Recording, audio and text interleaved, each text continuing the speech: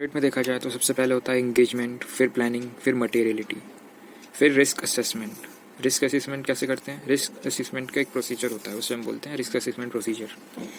वो चेक करेगा आरओमएम, risk of material mismanagement.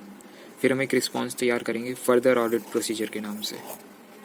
फिर इसे दो उसमें पार्ट में डिवाइड कर देंगे, टेस्ट ऑफ कंट्रोल और दूसरा हो गया अपना सब्सटेंसिव प्रोसीजर।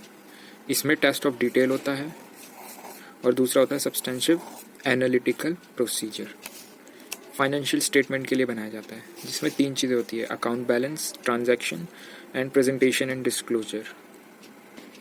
फिर अकाउंट एंड बैलेंस में जाएं तो सबसे पहले आएगा existence, rights and obligation, completeness and valuation. फिर ट्रांजैक्शन पे चलते हैं, इसमें आएगा ऑकरेंस, कंप्लीटनेस और फिर एक्यूरेसी, मेजरमेंट भी बोलते हैं एक्यूरेसी को कभी कभी, कट ऑफ और क्लासिफिकेशन।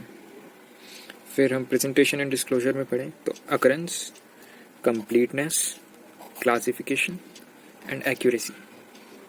तो ये जितनी भी असर्शन है यहाँ से लेके यहाँ तक, ये सारी की सारी मैनेजमेंट देगा। और उसके लिए ऑडिटर जो होगा हमारा, तो हमारा जो ऑडिटर होगा वो लेगा सफिशिएंट ऑडिट एविडेंस। ठीक है, अब ये जब लेगा तो इसमें हमें ये सारी चीज़ें देखनी है।